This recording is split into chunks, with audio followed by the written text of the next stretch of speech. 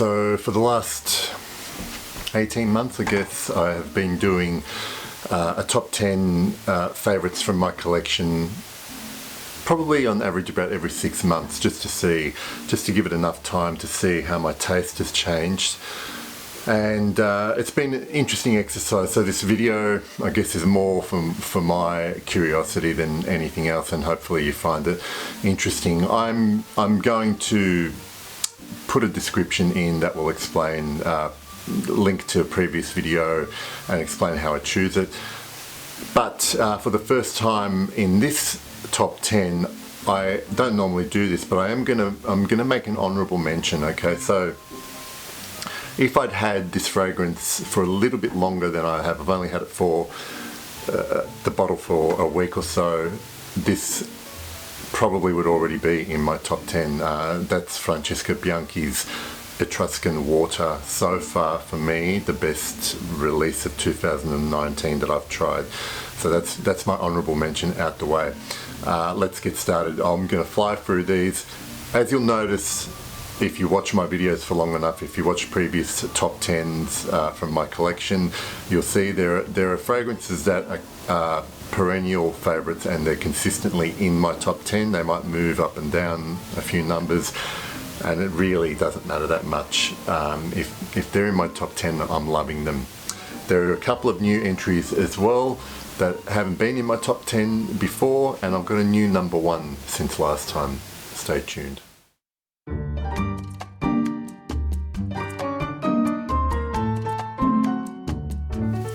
Alright, right off the bat, number 10, I have a new entry from the house of Slumberhouse from the US.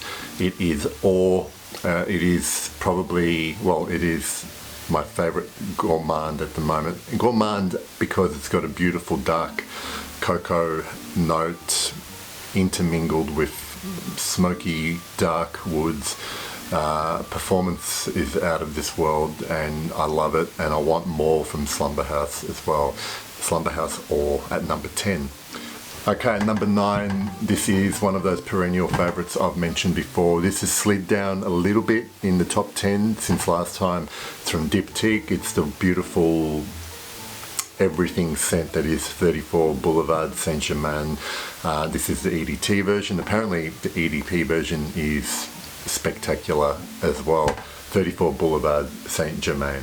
Alright, number 8, another new entry, but has been a favourite of mine for a long time. This particular version is, I guess, discontinued now. They've replaced it with a different version, which is a different scent as well. But at number 8, I've got Christian Dior's Sauvage Parfum from the 2012 edition, the original 2012 edition. Masculine, long-lasting, nothing else really quite smells like it. 3 main accords basically, but they just all work superbly together. Vetiver, bergamot and myrrh. Beautiful myrrh notes, one of the best myrrh notes in any fragrance in my collection. Eau Sauvage Parfum. Okay, at number 7, I have another new entry. It's from the house of Papillon, Artisan Perfumes. It is the gorgeously animalic, spicy, indolically floral Salome.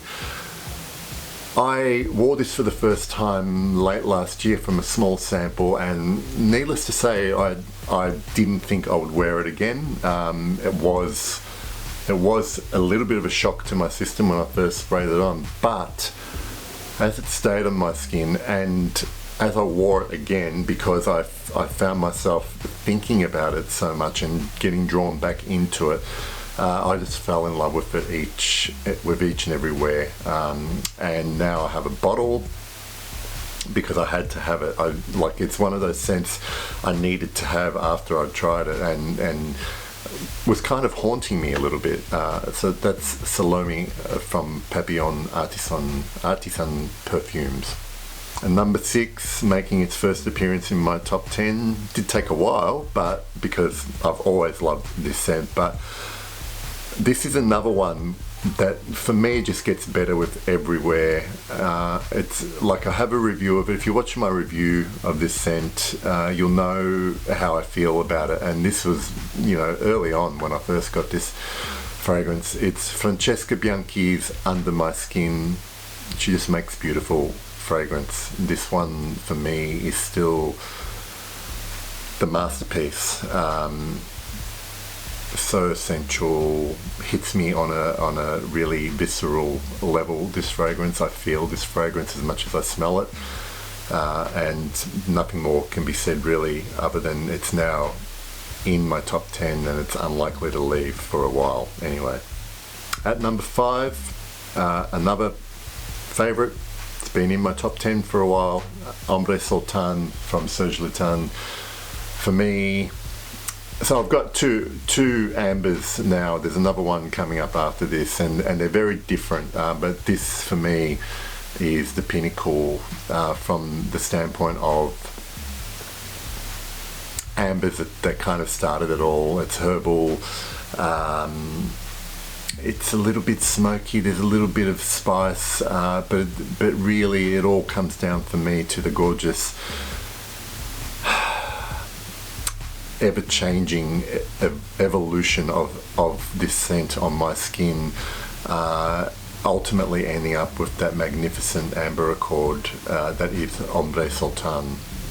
Just pipping it at number 4 is another amber, but completely different. Ambre Russe from Parfum d'Empire.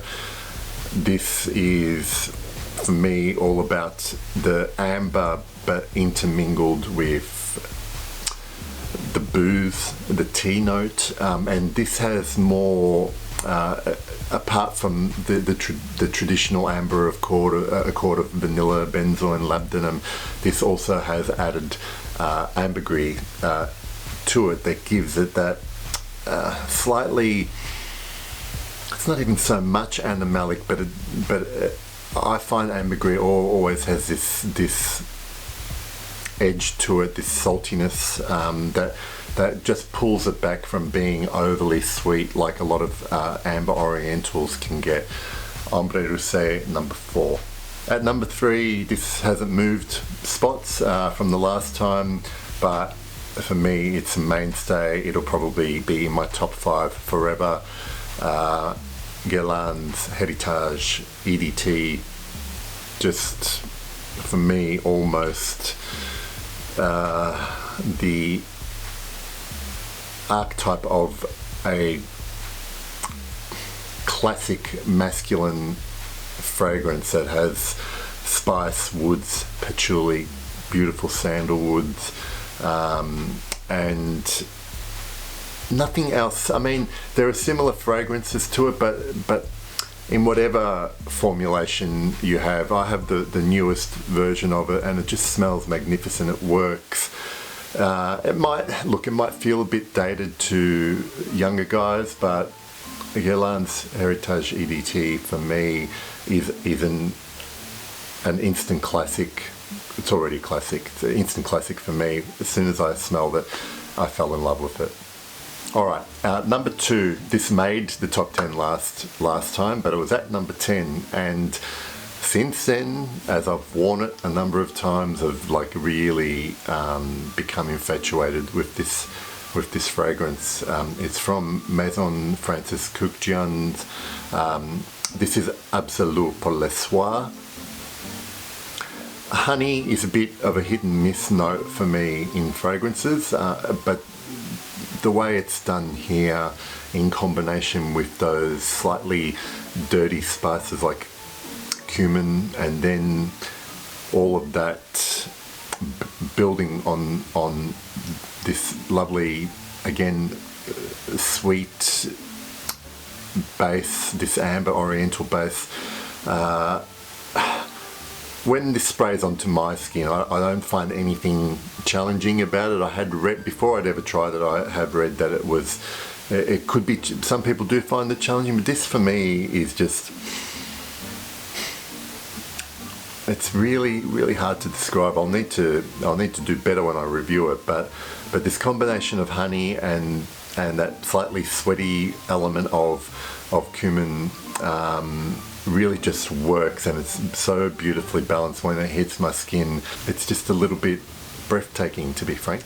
Okay, at number one, I'm glad I've flown through these. At number one, again, long-time favourite. It's probably been my number one fragrance at some particular point in time. And once again, it is my favourite fragrance because sometimes I get a bit distracted by newer fragrances, and I'm flirting with them, and I always come back to this one.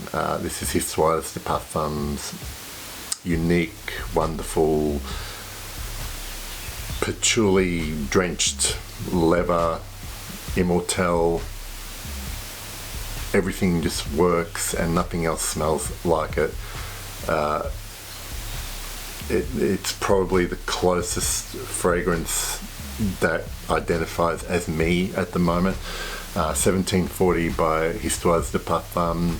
Don't worry too much about what you read about possible reformulations. I have a very new bottle that is just as good as the older bottle I used to have. So that's my number one and my current top 10. I hope you found that interesting. Let me know in your comments what you think of any of those fragrances, particularly the newer entries I've got in there. And thank you for watching. See you later.